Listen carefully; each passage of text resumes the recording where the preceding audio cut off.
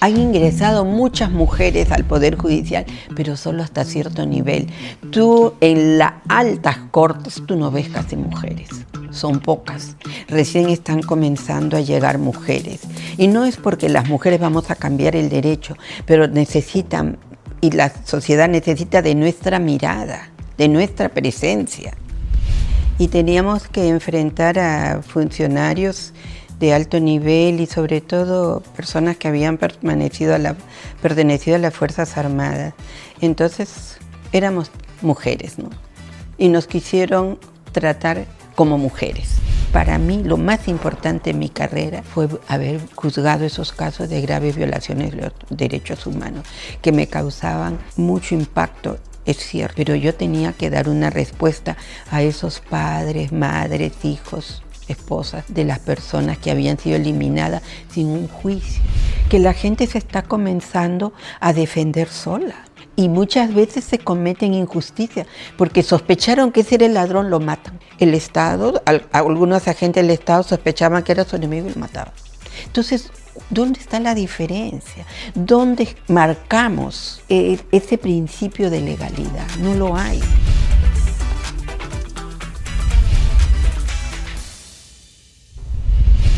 Hoy en Profesionales que Trascienden es un honor para mí presentarles a una abogada por la Universidad Nacional Mayor de San Marcos con estudios de maestría en Derechos Humanos y también en Derecho Constitucional en la Pontificia Universidad Católica del Perú. Ella cuenta con una amplia experiencia como jueza y una reconocida labor en temas de anticorrupción.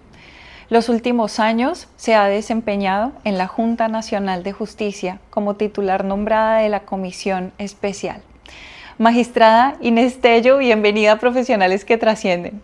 Te agradezco, Catalina. Ha sido para mí muy grato recibir esta invitación y poder participar en tu programa. Muy simpático para mujeres. Sobre todo este mes que estamos en el mes de la mujer, a mí me gustaría que la gente pueda conocer un poco más acerca de tu carrera, de tu trayectoria, de tus experiencias, de muchos de los desafíos que has tenido que superar y lo has hecho con tanto valor y con tanta integridad durante todos estos años. Por eso lo primero que me gustaría preguntarte es, ¿qué te llevó a estudiar Derecho? Mira, hemos crecido, yo y mis hermanos, en un hogar donde mi padre siempre fue un hombre con mucha inquietud social y obviamente acompañado por mi madre él siempre se involucró en lo que era el problema de nuestro pueblo, del distrito donde nosotros vivíamos, ¿no? Y tú lo encontrabas siempre preocupados en que si faltaba un colegio, que si había que generar una universidad, que había que formar un grupo de ciudadanos para defender los intereses del pueblo. Yo crecí en ese ambiente, crecí entendiendo que era básicamente un miembro de una comunidad y que con esa comunidad había que colaborar y participar. Y lo consideré que como abogada lo podía hacer. ¿Y para ti cuál ha sido la situación más retadora de tu desarrollo profesional? Mira, quizá la primera fue poder ingresar a la Universidad Nacional Mayor de San Marcos, ¿no? Porque es público, que postulamos 5,000 alumnos o 5,000 postulantes para ocupar pues 300 plazas, por ejemplo en la Facultad de Derecho. Cuando yo postulé, ese fue el primer reto que tuve con apenas 15, 16 años. Y que bueno, me dio la confianza suficiente cuando logré el ingreso a la Universidad Nacional Mayor de San Marcos, que era la universidad donde se había educado mi padre, mi abuelo, mis tíos. Era un poco de tradición de familia, ¿no? Estar en esa universidad. Me llama la atención, me parece hermoso que hayas querido continuar con esa tradición y tú me dices, ahí estudió mi padre, mis tíos, mis abuelos. ¿Y las mujeres de tu familia anterior habían estudiado ahí o tú fuiste de las pioneras en la familia en estudiar una carrera completa? Mira, yo fui de las pioneras y no solo en mi familia, sino yo recuerdo que en nuestra facultad éramos 300 alumnos y de esos alumnos creo que 20 éramos mujeres. El gran número de alumnos eran varones. Las mujeres recién estábamos comenzando a luchar por ocupar nuestros espacios y en el derecho no era una carrera que se considerara muy apropiada para una mujer, no más que nada. Se pensaba en enfermería, profesora. En la Facultad de Educación había muchas mujeres, en otros campos, pero en Derecho, en otras ciencias éramos pocas mujeres, pero ahí estábamos. ¿Y cómo fue la salida al mundo laboral cuando terminaste de estudiar Derecho, siendo una de las mujeres pioneras, abogadas en el Perú? Porque claro, de pronto hoy en día hay muchas mujeres abogadas, pero en la época en la que tú estudiaste... Bueno, éramos pocas. Las mujeres, ya tenemos un antecedente en el siglo XIX, del siglo XX, de mujeres que comenzaron a reclamar su derecho a poder entrar a una universidad y seguir la carrera que en ese tiempo se llamaba de jurisprudencia, ¿no? Bueno, yo me sentí segura, nunca pensé en que podía ser dejada de lado por ser mujer. Eso lo traía de mi casa, ¿no? A mí se me había enseñado que yo tenía que ser respetada, porque yo era una persona y tenía que competir. No, es cierto, mira, este era un mundo muy de hombres, donde tú sentías que tu sitio o no te respetaban, por ejemplo, era algo tan cotidiano como los diálogos, las conversaciones, se daban como si tú no existieras. Y eso tú lo ibas captando. Evidentemente que al principio te afectaba porque tú venías de un hogar en cierta forma tradicional, con valores, con respeto, pero donde te habían dado tu lugar, te decían que tú valías y de repente en una conversación, en un diálogo, tú eras dejada de lado. Y eso me obligaba a esforzarme más por decir acá estoy, ¿no? Yo también tengo una voz, acá estoy. Y bueno, lo logré y cuando ingresé al Poder Judicial se daba la misma situación, éramos pocas mujeres, pero siempre en el empeño de tener presencia y de tener respeto. Sobre todo es lo básico, ¿no? Que nos respetara y que en esas conversaciones tan de hombres supieran que había que respetar que había una mujer que tenía otro lenguaje y otra forma de pensar y que también tenía derecho a participar todos los derechos que podía tener un juez de otra situación. No éramos iguales, había que respetar. Claro, fíjate que lamentablemente lo que vemos que inclusive hoy en día sucede es que ante una conversación en donde de pronto alguien puede sentirse excluido, más bien se retrae o dice yo mejor no participo, o yo para qué voy a participar si no voy a ser tenido en cuenta. Y entonces me gustaría preguntarte, ¿de dónde saca uno la fuerza en un entorno que te está de alguna manera haciendo presión para minimizarte, para decir mi voz importa, mis opiniones también son importantes y lo que vamos a hacer de alguna forma también es complementarnos? Mira, yo lo he sentido, yo lo he vivido y al principio me sorprendió y un poco que me hizo sentirme un poco mal, pero yo no podía vivir en una situación de desventaja o disminuida, ¿no?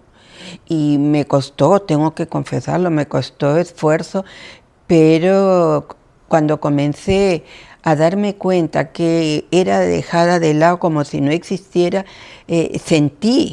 yo sentí que se me estaba afectando como persona. Y dije, esto no puede ser, ¿no? Porque esas situaciones muchas veces uno las permite y avanzan porque precisamente toman ventaja de que no estamos acostumbradas. Lamentablemente en el Perú es así. Las mujeres no estamos acostumbradas a participar en la vida pública, a participar en los debates, a levantar la voz, a dar opiniones. Eso es cierto, no lo hemos superado todavía. Y en algunos momentos nos cuesta nos cuesta. Cuando ves un diálogo agresivo, violento, nos cuesta. Pero hay que seguir en la lucha, hay que pelearla, hay que hacer la pelea.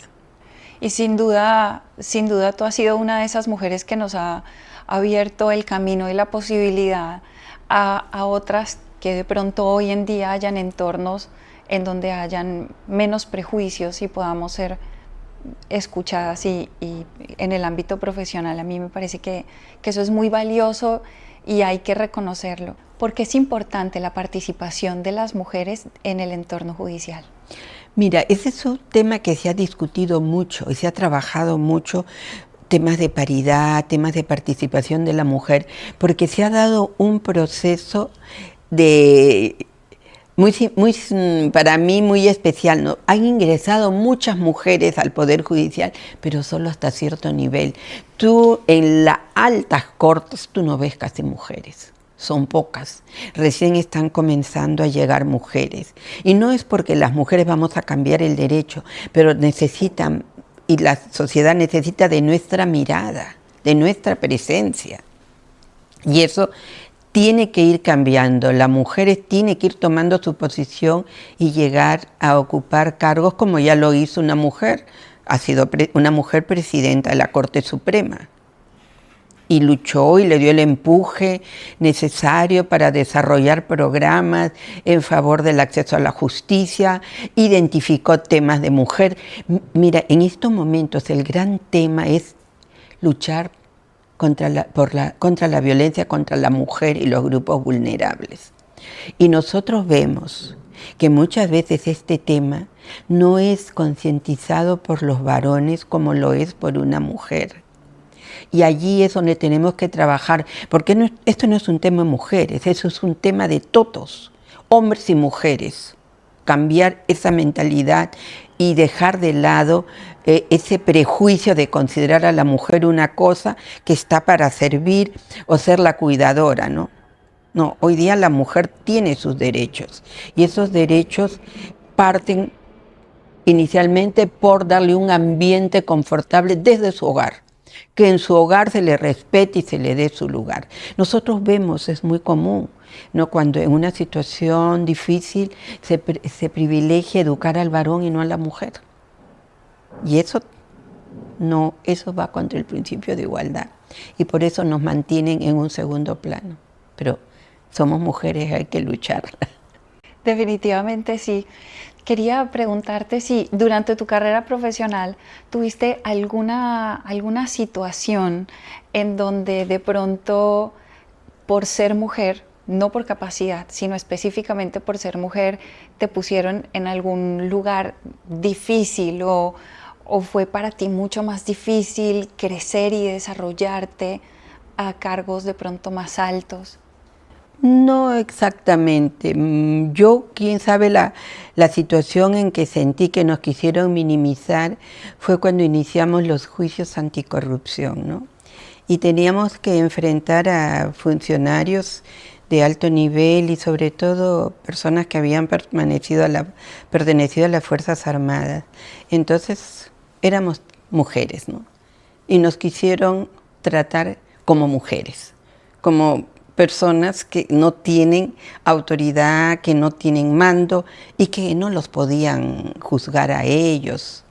No había competencia, no había mando, no había autoridad.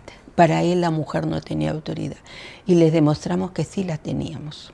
Y les hicimos recordar cuál era el lugar de ellos y cuál era el lugar de nosotros. Y como mujeres éramos juezas. Y a algún juez se le respeta y nos hicimos respetar.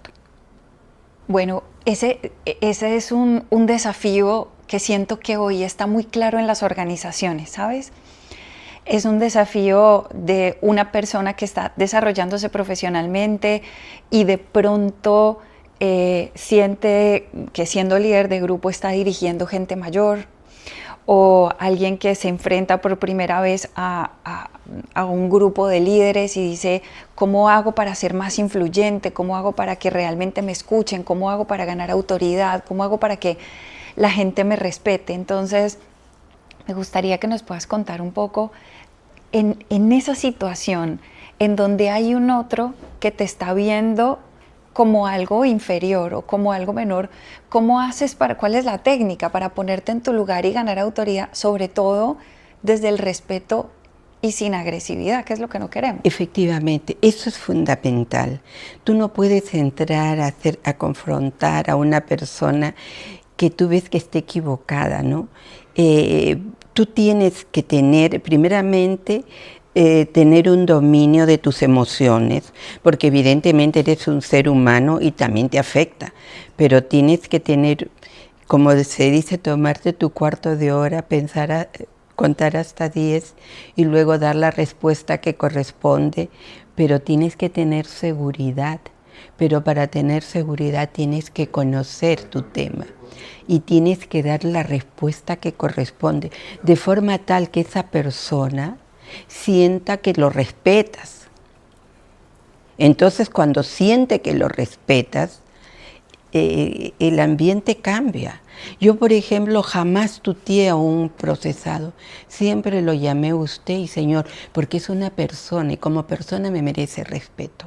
Entonces, ese trato respetuoso que tú inicias y luego la forma en que tú te desenvuelves sin tomar ventajas de la posición que ocupas, pero haciéndole recordar cuál es tu posición, yo creo que va estableciendo una relación armoniosa y de respeto que finalmente te lo ganas con tu trabajo y con tu desempeño.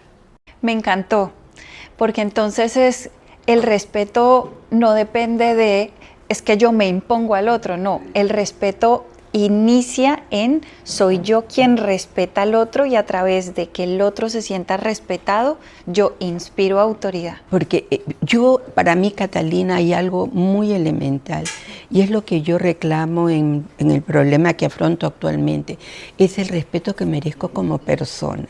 Entonces, si yo merezco como persona y exijo respeto, yo tengo que respetar al otro, porque caso contrario es una contradicción grande, ¿no? ¿Cómo voy a exigir respeto si no respeto al otro? Quisiera preguntarte, ¿cuál ha sido la situación que mayor aprendizaje te ha traído en tu desarrollo profesional? Bueno, yo te voy a relatar una experiencia para mí muy especial. Yo me desempeñé como juez civil, era mi especialidad durante muchos años.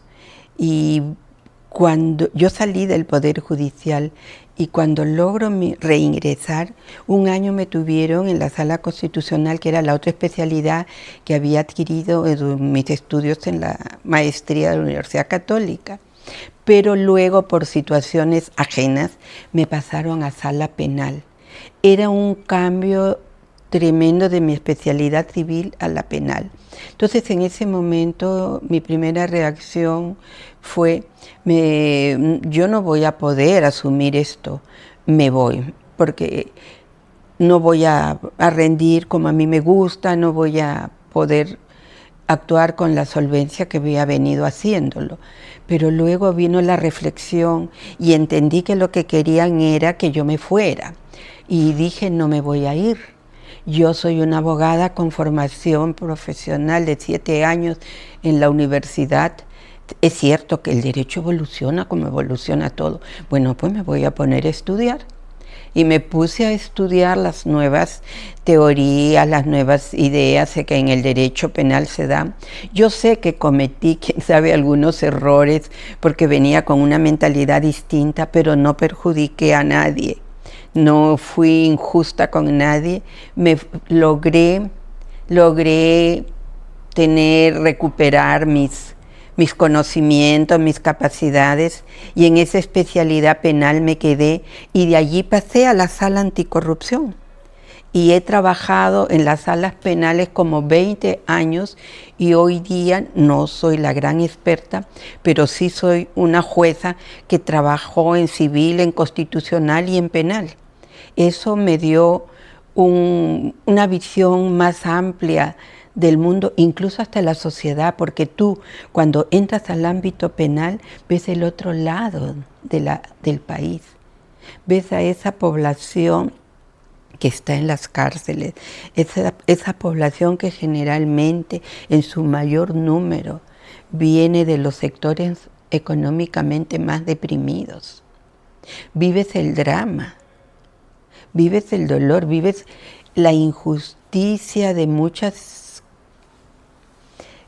situaciones que estas personas tienen que afrontar. Ves el problema carcelario, que es gravísimo, y no puedes dejar de sentir dolor por lo que pasa, porque estás frente a un ser humano, frente a una persona que nuestra sociedad muchas veces han generado situaciones como las que vemos de niños en la calle, personas que nunca tuvieron hogar, nunca.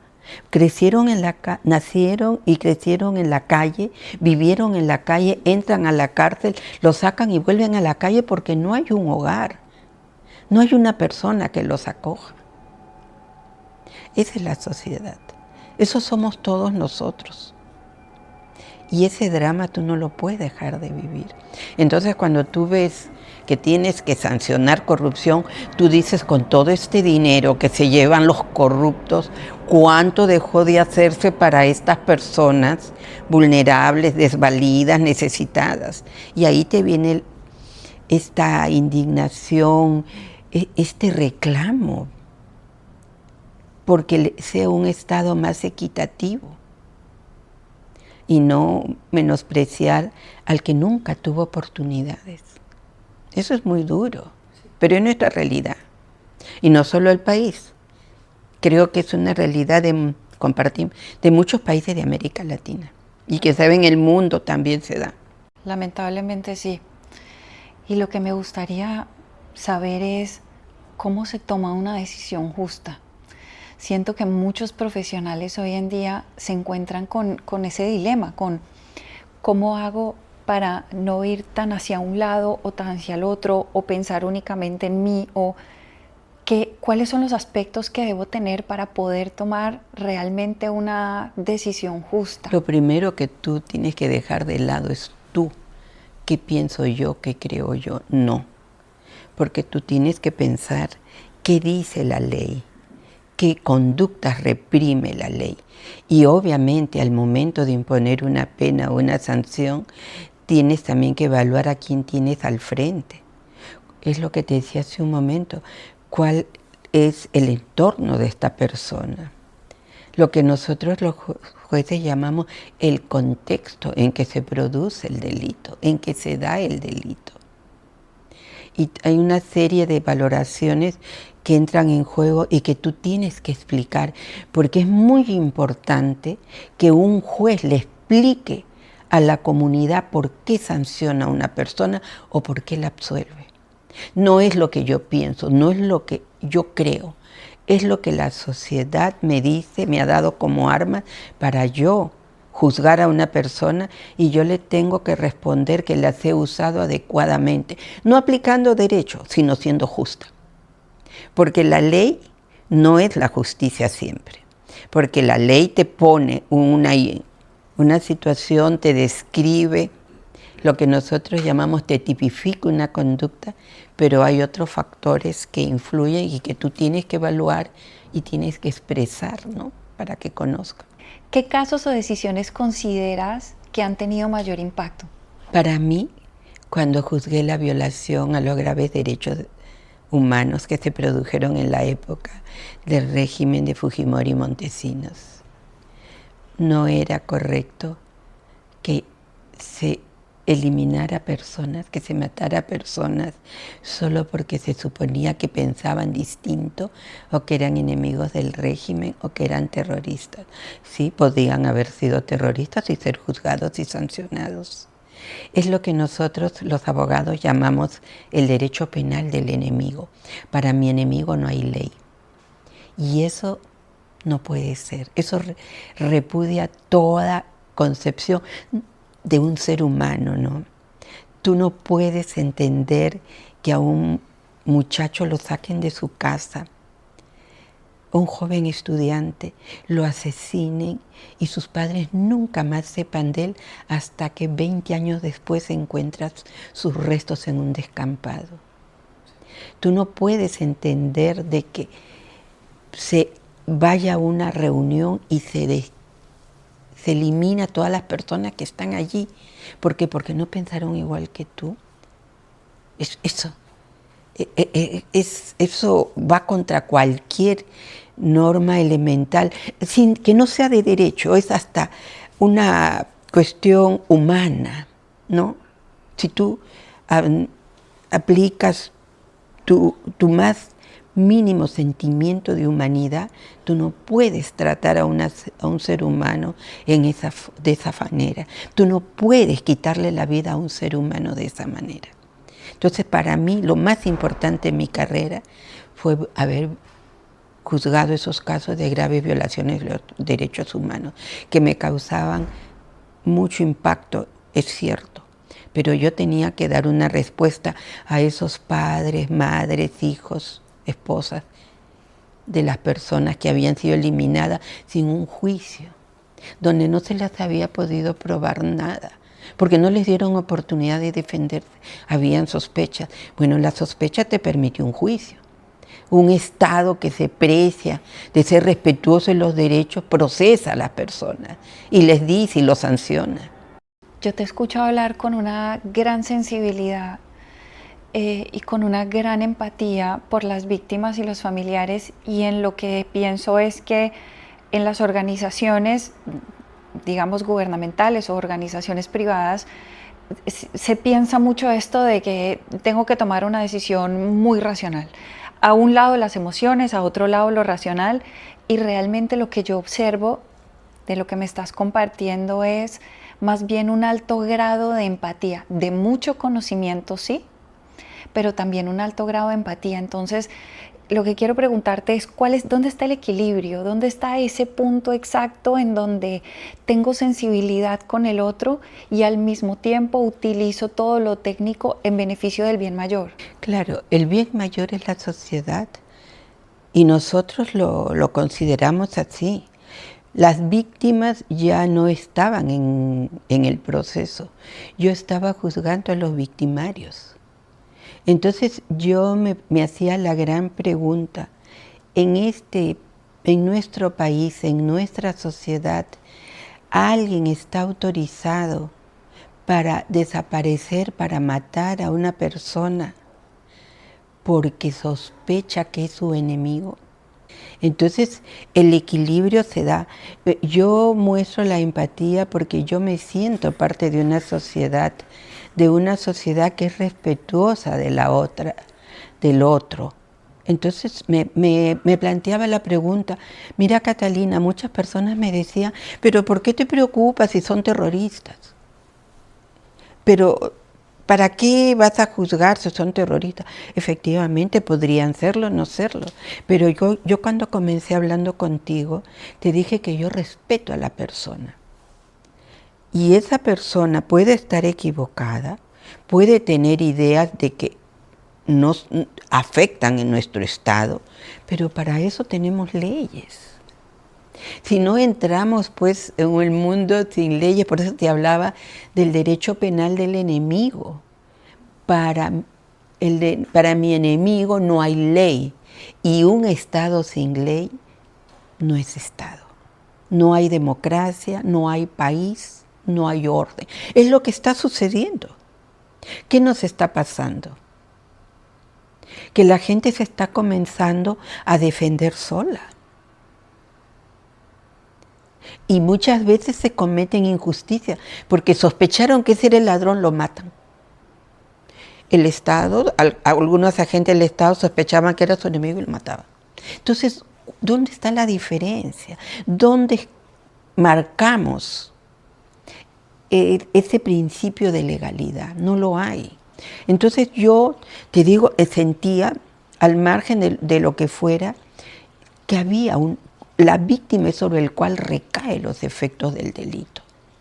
Y yo veía que la gente me decía, no valen nada.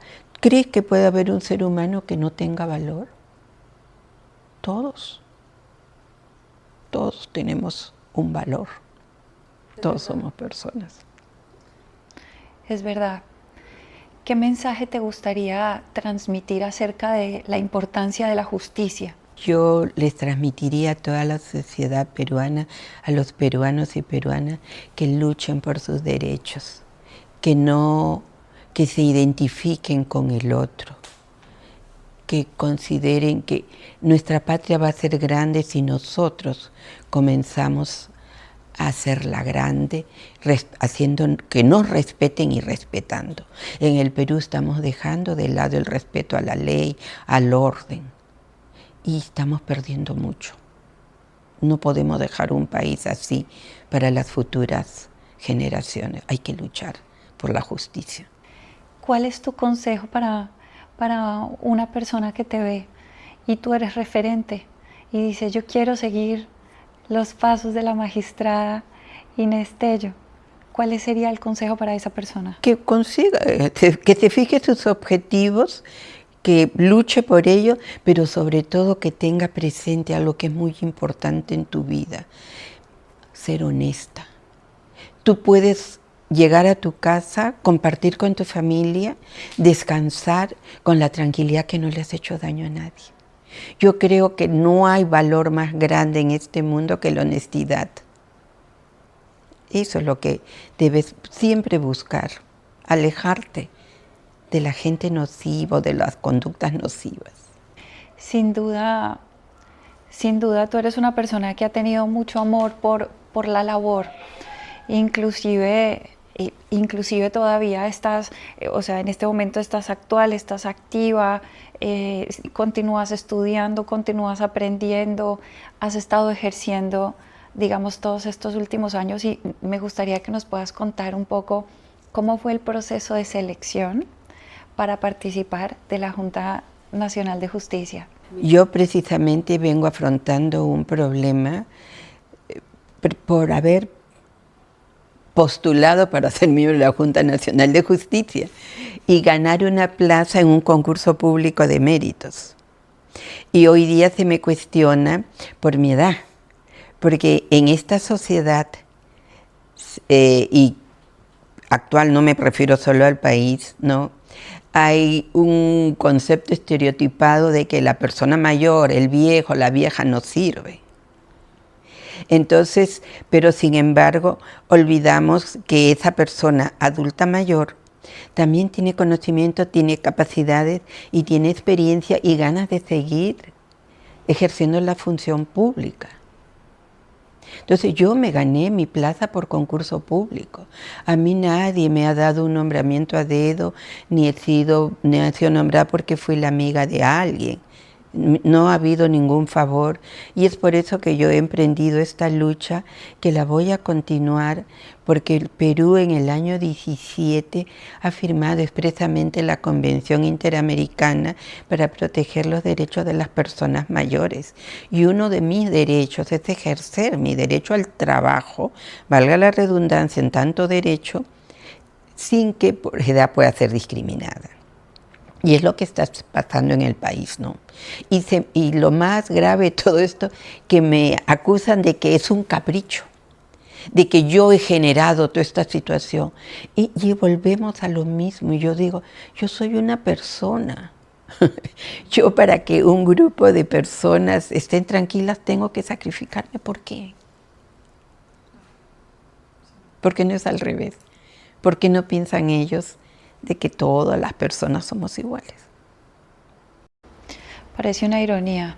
Justo en la semana en la que celebramos la conmemoración por el Día Internacional de la Mujer, el Congreso haya votado para que dejes de trabajar con los años de experiencia que tienes, los estudios que tienes y tu desarrollo profesional. Me parece muy triste y una gran pérdida para cualquier organización que ya no trabaje una persona de tu capacidad y de tu experiencia. Mira, allí, Catalina, yo he sentido el respaldo, un respaldo tan grande que justamente me han puesto como símbolo del Día de la Mujer. Yo agradezco a todos quienes lo han hecho, que han tenido tanta generosidad y cariño. Y créeme que eso es lo que me da mayor fuerza para seguir luchando. Porque hay mucha gente que se ha identificado conmigo, con mi lucha, y es una lucha que comienza y que no va a parar y no me voy a detener, y yo lo he dicho, que Dios me dé vida, pasarán 2, 3 años, pero yo iré a donde haya que ir para que se respete el derecho, no solo el mío, de todo, esos más de 4 millones de peruanos mayores de edad. Me siento identificada, me siento que los represento a todos ellos y créanme que esa va a ser mi misión. Eso me lo he propuesto. Y yo cuando me propongo continuar algo, lo hago, lo logro. Hace unos días en una entrevista escuchaba que decías algo así como: no me gusta tanto cuando la gente no ejerce su derecho y se queda callada. Y esto es algo que yo siento que vemos todos los días en todas partes, en una casa, en un grupo de personas, en una organización, en el sector público, en el sector privado, lo vemos constantemente. ¿Cómo se saca la fuerza dentro de uno para ir hacia adelante sin miedo ante una situación de reto? Cuando tú sientes que la injusticia, sientes que eso no es lo correcto y que te están afectando. Entonces, es lo que yo decía ayer en otra entrevista. Hoy día el ciudadano ya ni quiere denunciar el robo, el asalto, porque no cree en sus autoridades, porque no cree en la ley. Y eso no puede ser. No nos pueden considerar conformistas. Nosotros tenemos que levantar nuestra voz. Lo que no es correcto, no lo es. Lo que infringe la ley y hay que denunciar y exigir respeto. Yo creo que la indignación es propia cuando tú te valoras como persona. Si no, permites que te avasallen, permites que pasen por encima de ti cualquier persona sin valores, sin principios. Eso no lo puede, no lo debemos permitir, ya debemos de cambiar. Yo sé, soy también del grupo de personas que muchas veces dicen: ay, no vale la pena, mira, voy a perder mi tiempo. Porque realmente muchas veces se pierde tiempo, no tienes un resultado, pero hay que hacer la lucha. Hay que comenzar a decir, a insistir que esto tiene que cambiar. ¿Cuál es tu mayor satisfacción como jueza hoy en día? Bueno, haber logrado que algunas de mis sentencias tengan reconocimiento internacional, ¿no? Esas en casos de derechos humanos. Sobre todo esas en casos de derechos humanos. Tú por supuesto que durante tu carrera has trabajado con diferentes profesionales y con grupos interdisciplinarios. ¿Cómo hace uno para trabajar con un grupo interdisciplinario, para fomentar la comunicación, el diálogo, el respeto en un tema tan sensible como el derecho? Es muy interesante. Y la base de todo es respetar las capacidades y competencias de cada uno. Yo, por ejemplo, cuando me hacía asesorar por ingenieros, yo sabía que ellos tenían las competencias. Y obviamente yo les formulaba mis inquietudes y tenía que tener una respuesta que sea satisfactoria. Entonces, sí, tú tienes que reconocerle en el otro sus competencias. Y tienes también que poner tus límites y tus líneas de trabajo, ¿no? Mira, es muy importante, para mí en cualquier grupo, es muy importante que quienes trabajan contigo sepan que eres una persona honesta, sepan que tú los proteges y ellos te protegen en hacer un trabajo ordenado, correcto. Eso para mí, siempre lo he dicho cuando hemos comenzado a trabajar. Yo necesito de ustedes. Yo voy a ser la primera en proteger su trabajo, en respetar su trabajo, pero al primero que me falle, ya también soy muy dura. Yo no admito. Puedo admitir errores, pero no con inconductas que puedan lindar en corrupción. Eso sí que no. Y ahí sí me convierto en su primera enemiga. Y así hemos trabajado bien, siempre. Un mensaje para las nuevas generaciones de abogados, de jueces? Mi mensaje es su compromiso con la justicia y el respeto a las personas y que comiencen a respetarse ellos mismos. Eso es lo primero. Te tenemos una sorpresita. Ah. Inés es una persona íntegra y valiente, con una gran fuerza interior y un gran espíritu de lucha. Admiro en ella su sensibilidad, su fortaleza y su humanidad. Gracias. Bueno, son mis hermanos, me quieren mucho y son mi apoyo en todo, desde que inicié mi carrera, porque no es la primera vez que enfrento problemas. Y para mí es muy importante el apoyo de mi familia. Mi esposo, mis hijos, mis hermanos, todos, mis cuñados, todo alrededor mío. Eso es invalorable y no tiene precio. He salido adelante siempre en todos los problemas que he tenido por ese apoyo. Siempre hay un motor importante para uno. Sí. Y la verdad es que tú eres una persona muy querida por muchas personas, muy respetada por muchas personas. Y yo particularmente admiro tu carrera, tu profesionalismo, tu capacidad, tus conocimientos y la forma en la que has realizado tu trabajo y lo que yo conozco de ti, lo que he podido observar de ti. De verdad me parece que eres una mujer espectacular, de esas que hicieron y perdieron el molde. Gracias, gracias. Así que son palabras de una amiga. Por supuesto que sí, y te agradezco mucho que vengas y que nos compartas tu vida y tu experiencia. Una moraleja, un aprendizaje de tu vida que puedas compartir con las personas que nos ven. Para mí, te voy a decir, Catalina, hay muchas y en estos momentos no te podría decir una, pero hay algo que yo siempre he dicho, ¿no? Yo, por ejemplo, soy católica y yo creo que yo tengo que conducirme de acuerdo a lo que mi religión manda. Entonces, mi moraleja es ser fiel a tus principios, ser fiel a lo que tú crees. La fidelidad en tus principios y en tus valores es lo que te va a hacer una buena persona, porque lo que tú tienes que buscar es ser una buena persona. Muchas gracias por venir, por estar y por compartir. No, gracias a ustedes, les agradezco mucho.